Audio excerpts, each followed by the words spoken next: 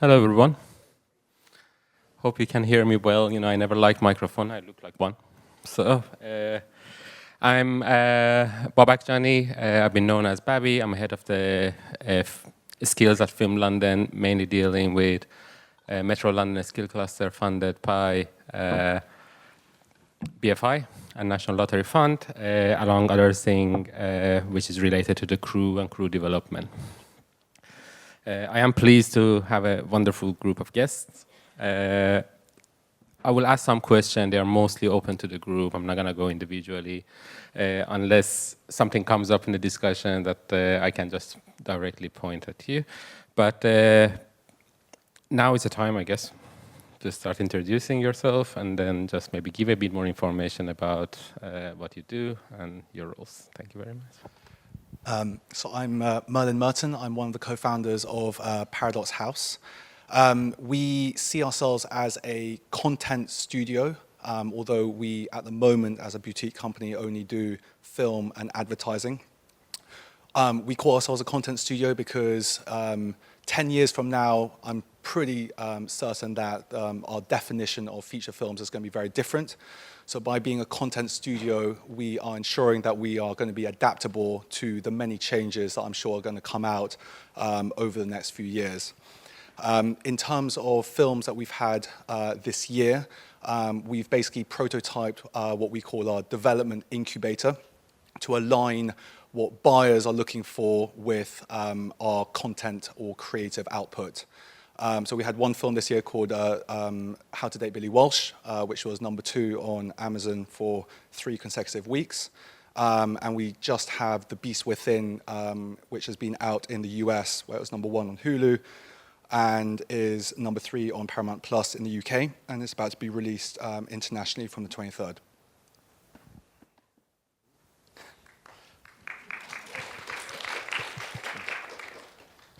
Hi everyone, I'm Mark Backler from Sketchbook Games. Worked in the games industry for about 19 years now. I started off at Electronic Arts working on Harry Potter and the Order of the Phoenix. Then went to Lionhead Studios, who were owned by Microsoft, and worked on an action-adventure game called Fable 2. I've also been at Sony, Marmalade and Kuju, and then set up Sketchbook Games about 9 years ago. We released our debut game called Lost Words Beyond the Page on PC, console, and mobile. So it's about a young girl who's aspiring to be a writer.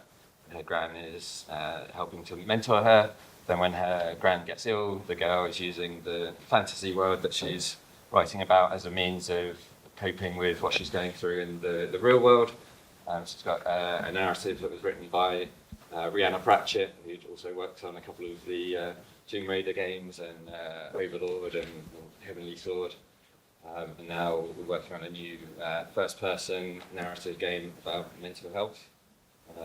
Also, in my spare time, I've co-founded an events community interest company called Game Anglia.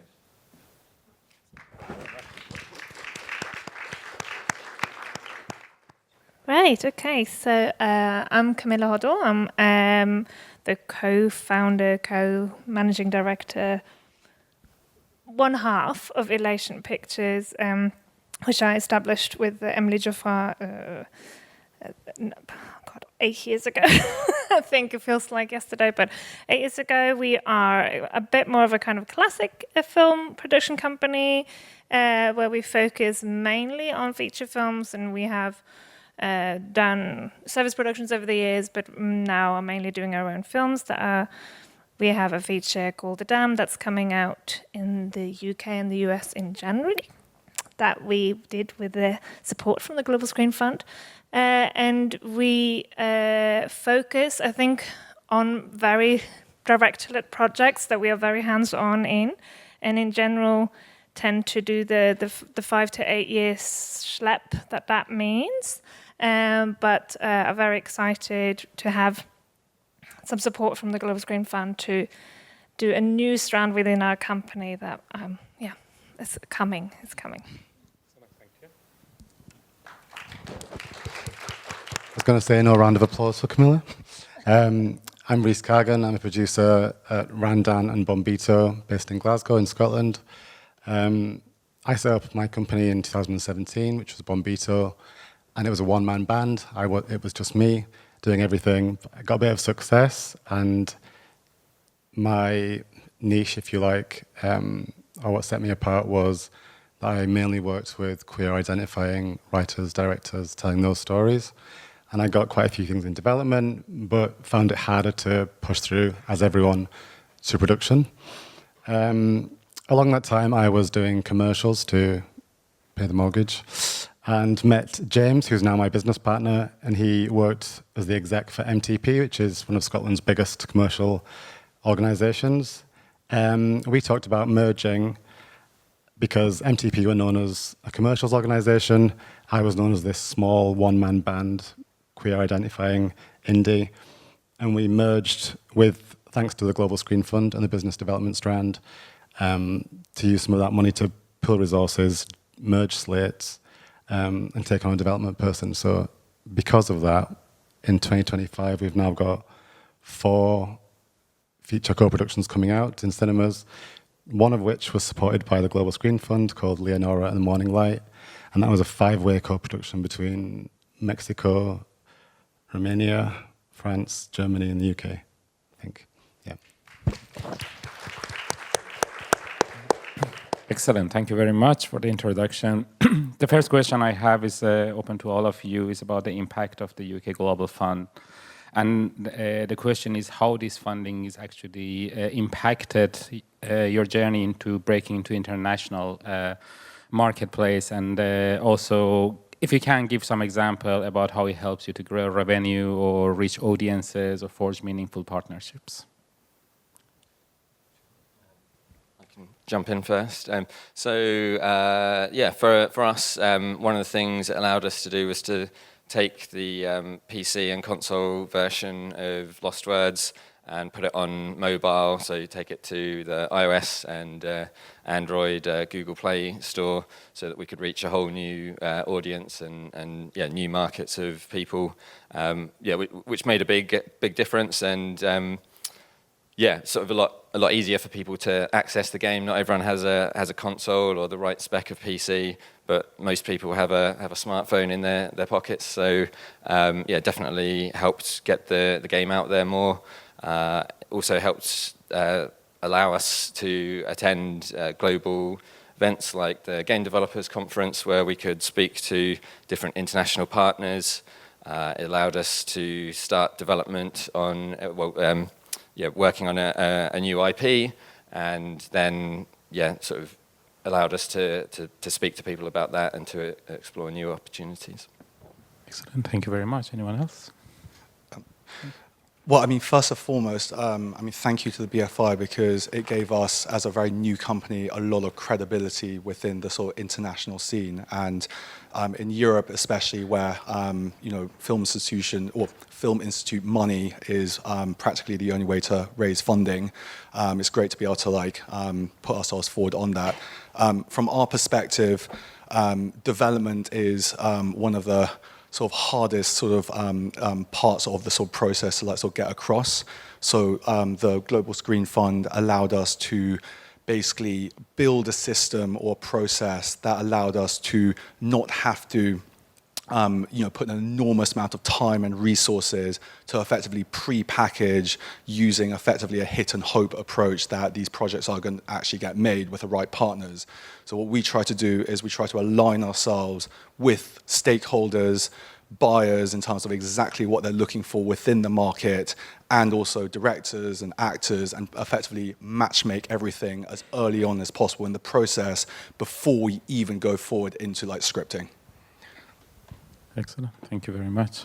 I think ours is just money, which everyone needs, a wage, and just time, really. And for me, as I said, going from doing everything myself to then joining a company and having an infrastructure, it was having someone that did the finance rather than just me, someone that managed the VAT as a finance director. It just freed up my time to help develop these projects, and then allowed us to get so much into production, and then forecast for the next couple of years as a business how to organically grow and what kind of model we're going to use. So yeah, it's been invaluable, to be honest. Excellent, thank you very much. And Kamilla, do you have any?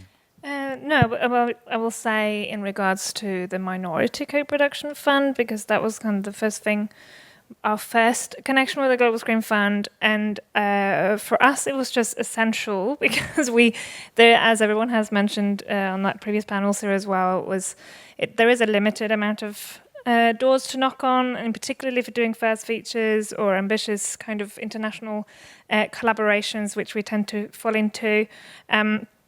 And we then ended up structuring our own films that we had developed as minority co-productions, and that opened so many doors to fantastic collaborators around Europe that then come back to us when they have their films that they want to work on.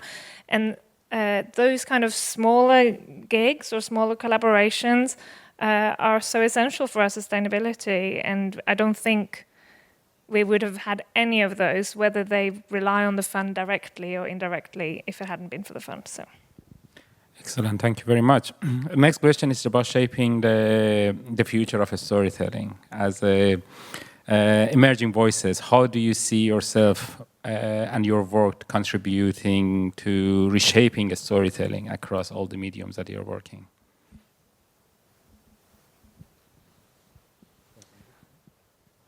I don't know. I think reshaping. I mean, I think these guys have a little bit more of a kind of reshaping DNA to your companies, but I think for me, the creative collaborations of working across borders from different cultures and people that come with new perspectives just as individuals, whether that is through development or through your HODs or through just your producing partners, allows you to have that international or a perspective different from your own into the process at every step, which I think sometimes can get a little bit insular. So I think that's for us what the kind of global aspect of it has been.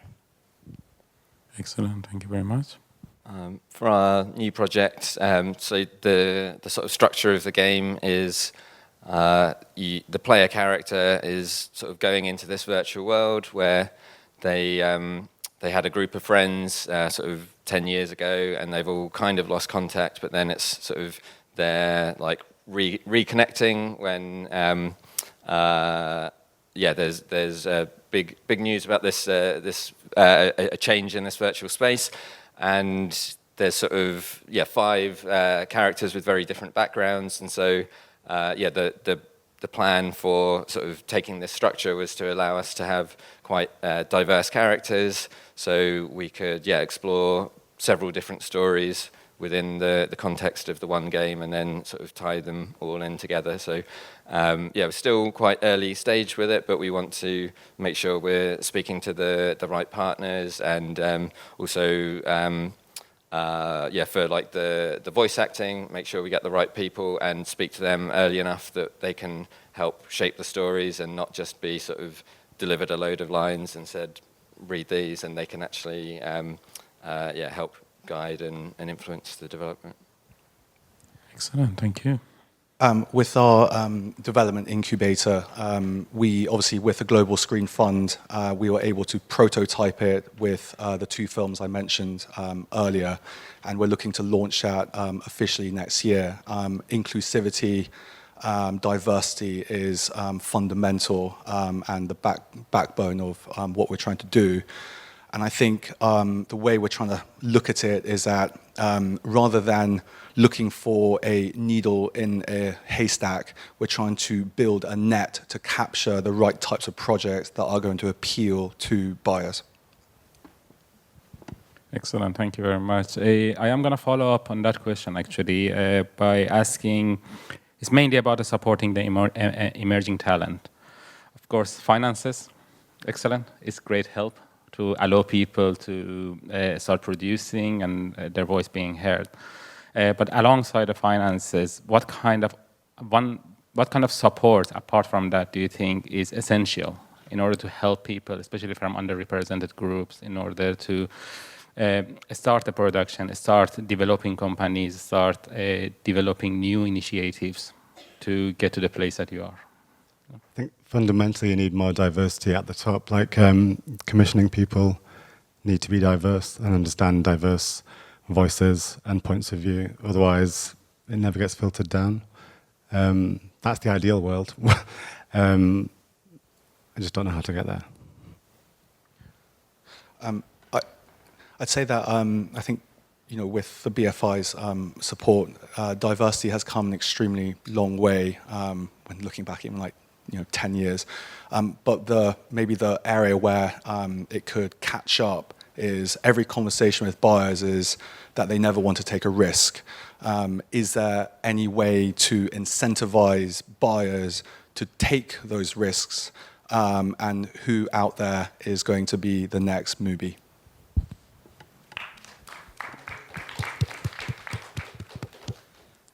In terms of games, I guess there's initiatives like Limit Break, so it sort of provides mentorships. It has sort of expanded and like fully inclusive now, but it was sort of originally started like just for diverse developers, and Reece has done an amazing job of growing that, and now there's lots of people involved with it. So sort of whatever your discipline within the games industry, you can speak to someone with experience, and they can be assigned as a mentor to sort of help you navigate whichever stage you're at. So if you're early startup, or even if you're working at a bigger company and looking to sort of develop your role and move up the ranks there, then there's lots of great advice that you can get from that. Excellent, thank you. Just going to follow up on that as well. Regarding, for example, trainings or a specific work that need to be done maybe at the education level, do you think, is there any areas that the people need to focus a bit more in order to help those underrepresented group to step up? Well, I think just from a producer point of view, there are some things that you just can't just know without being taught. You can't really understand, or maybe it's just me, but it's, you know, the legal side does require a certain amount of walking through, and I was lucky. I studied filmmaking, but also have worked with a lot of people who've come through other routes, and I think one of the most common thing that we all did was internships or paid opportunities at companies, growing up and being able to learn and shadow people. But that requires people actually giving you the sustainable support to do that, whether that is a company to be able to hire people and give people those opportunities. Because speaking as a company now, that's quite tricky for us to give the time properly to help someone learn when all you're doing is kind of pedaling to keep going. And we have experience with support from, you know, the BBC or from where they have dedicated money towards exactly this for us to take on someone on board to help. And I think those kind of individual schemes, so to speak, is actually incredibly important, although obviously it's not going to help everybody, but it's important for those who do get the opportunity, because I think nothing gives you more of an insight than those kind of jobs. Excellent, thank you very much. You mentioned actually about the sustainable business and also the challenge that you may have. So the next question, I'm going to move it to that side as well. So what are the specific challenges that you're facing in order to run a sustainable business? And if you have specific things, you can give an example, that would be great. And if you have some solutions as well, that would be great. I think for me, it's staying afloat and cash flow, to be 100% honest. That's like, how are we going to keep generating income once the grant's gone? And that's what we had to think about like a lot. And originally it was, we're going to do 2 co-productions a year and then really heavy development to try and get a full lead production per year as well. So that was our goal, and we've kind of done it for next year. But yeah, it's a constant fear and worry is cash flow for me. It's going to be probably pretty universal across us all, and even quite big companies sometimes, you know, you think, it's easy for them, but like they've got big burn rates, and often they're having to worry about the runway and keeping things going. And I think it's touched on by a previous question of the early stage funding for people, which can definitely be tricky. And I guess we're fortunate that now we've got a project out, and you've got some funding through it. Definitely makes it easier for sort of match funding other grants and things. But that's definitely a big challenge to begin with. And then absolutely just the sort of sustainability.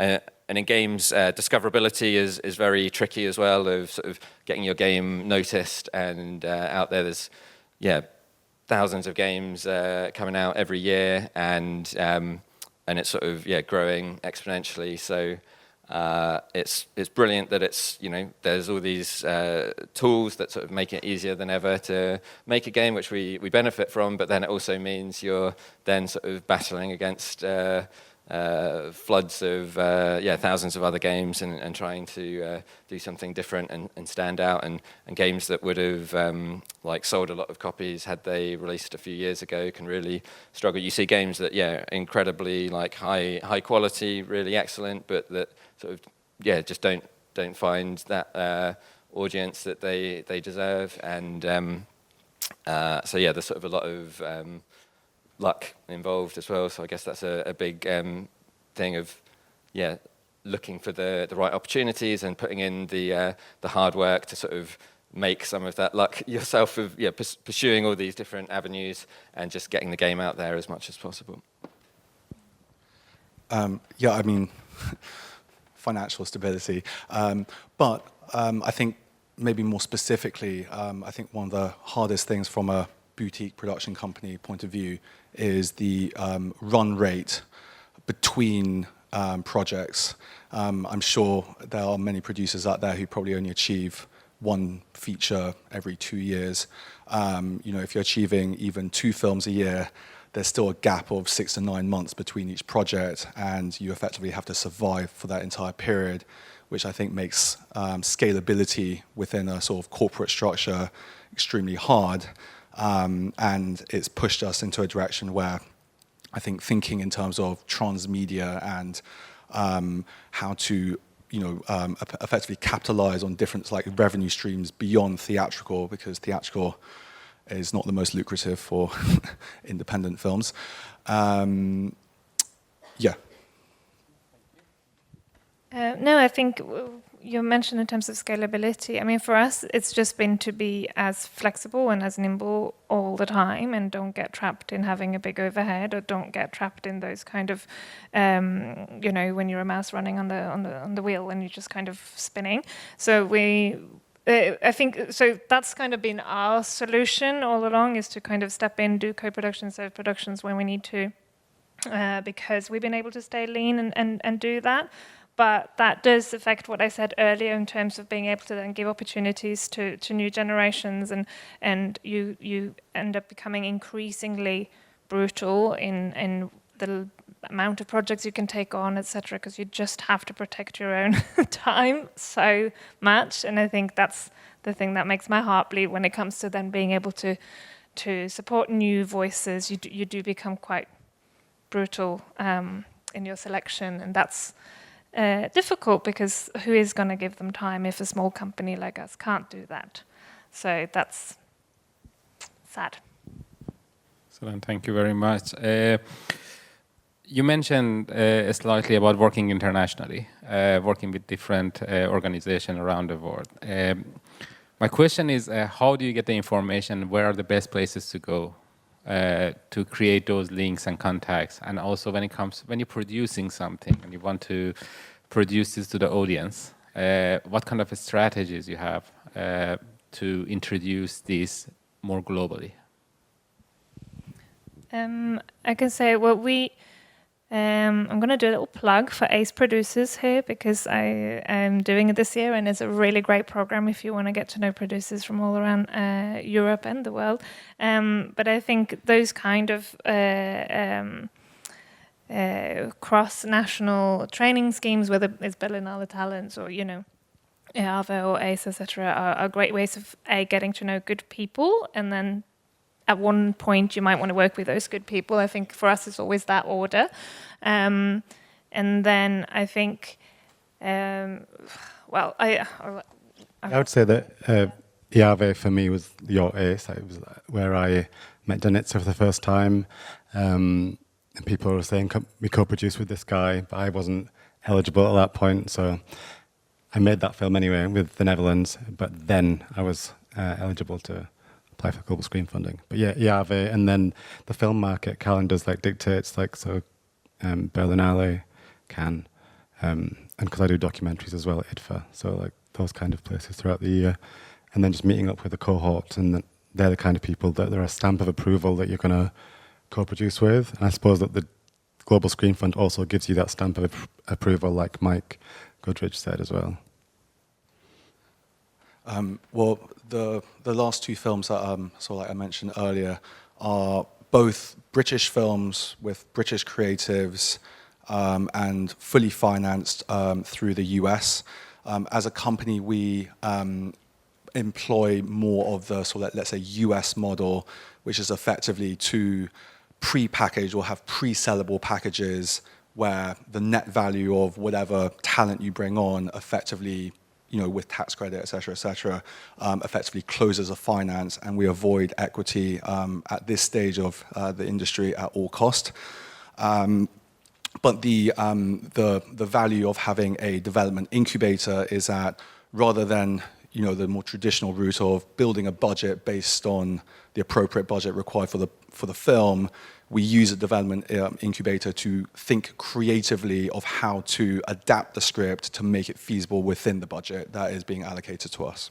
And that means that we can have a faster route to market, and we can build projects much, much faster. And because it's in-house, we can meet the demands of buyers and the ever-changing audience behaviors much more succinctly and faster, rather than the traditional route of, spend 6 months and try and find a writer, and then in 6 months' time, I know Netflix will be like, oh, we're not doing this project anymore because the trends have changed.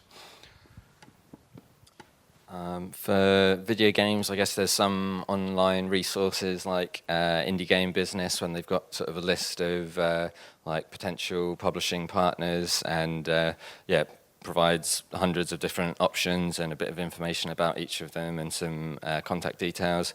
So that can be really useful. I think there's a few other publisher lists floating around online, although I can't remember the names of them off the top of my head. But they can be really useful in terms of if you want to sort of collaborate with another company, then I guess any of the main games events like Develop in Brighton, or the Game Developers Conference in San Francisco, or Reboot Develop in Croatia can be useful for meeting other people to work with. I just remembered what I forgot earlier. I also think the thing about London is that London is full of people from everywhere, which means a lot of people that you might consider British producers, etc., might also have a foot in other countries. And I say this because I see a couple of people in the room, and I'm one of them as well. We have a daughter company in Norway because I'm Norwegian, my business partner is French.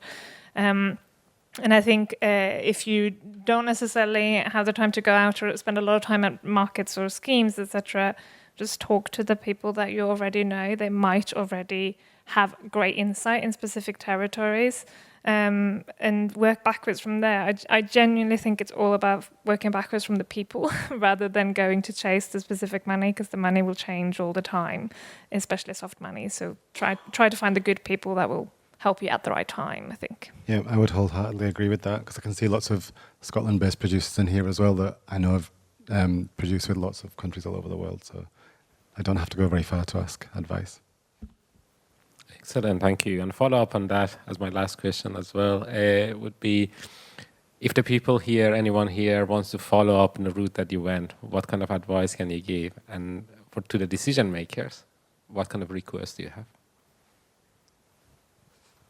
I'm going to say the advice I always give at these things is say, if you want to do anything else, do it. Because I don't think if you want to do anything else on an equal basis as you might want to produce or make films, try to do that, because there will be times in this journey that it's just going to be incredibly hard. That said, if you do really want to do it, I think, I'm just saying the same thing over and over, just good people. Just find good people. And I think there's a whole generation of film producers in particular who are very, very supportive of each other. I think this idea that we're in competition just because we're applying to the same funders, etc., is kind of, well, at least in my experience, not really present, which I think is very helpful and very healthy, because it's a very lonely job of finding yourself a business partner, which is also a good way of helping yourself. Was the question about applying for the Global Screen Fund? Advice that you can give. Yeah. Because my brain doesn't work to do hundreds and hundreds of numbers, and it does have to be that the app is about the numbers. And fundamentally, does it work? Is the strategy correct?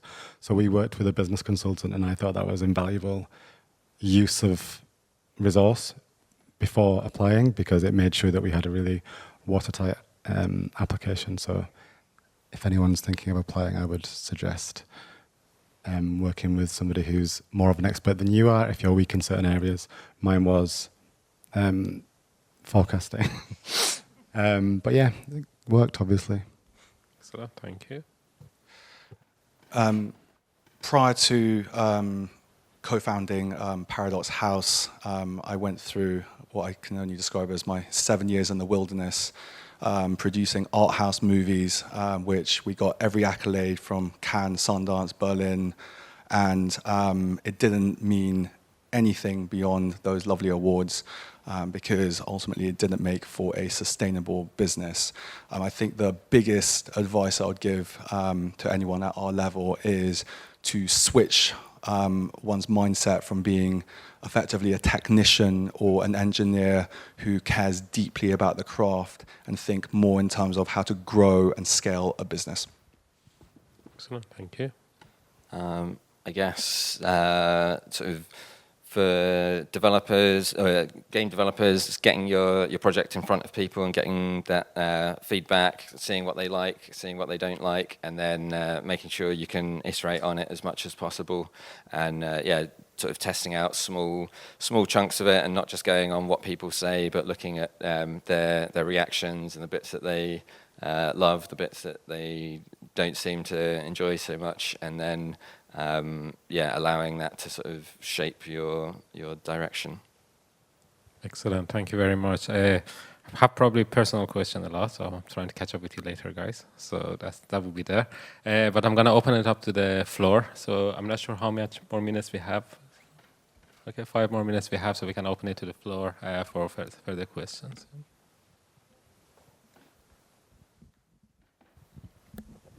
Thank you very much, everyone, for your insight. I guess you all successfully received funding from the Global Screen Fund. What would you say was the one thing, if it's only one thing, that made your application successful? Was it the visual presentation, the team, the project, or just a bit of luck? I don't know if it asks us the people you want to ask that question. Yeah. I would have asked the fun.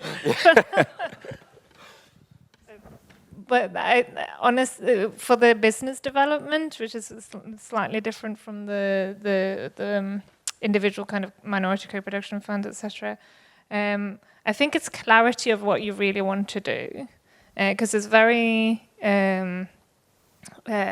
difficult actually to be very realistic and specific about what you want to do. It's very easy to be like, oh, I want to do TV, I want to do this, I want to do that, and actually I think they call your bluff on that quite quickly, but also you're not going to be able to do that. So I think having a very, very clear plan of what you want to do, why you want to do it, and how it's different from what you're already doing. And that's the really big clincher. It needs to not just be business as usual. I think this one's something that I probably could have done better for this application, and have done since, but just planning it better and like starting earlier, giving myself more time, having some sort of marks in the sand for getting in front of other people, because if you leave it to last minute, then it can be very difficult to have that extra input. I know a lot of us creatives tend to maybe wing things and do stuff quite late, but this is one of those things you definitely need the sort of runway and time to plan and get feedback, and then you've probably got a much better shot at success. I mean, as Kamilla was saying, I think being very clear-minded was quite important for us, and for us it was a very clear sort of direction of, let's just reverse engineer the process so that we're starting with a buyer first and spending the least amount of time on the development process until absolutely necessary, and avoiding this sort of hit and hope approach, which everyone, including myself, has probably done at some point. And I think, like I said, ours was having an external person come and brutally look at our application and interrogate us before we got interrogated by the Global Screen Fund. Yeah, but it worked out in the end.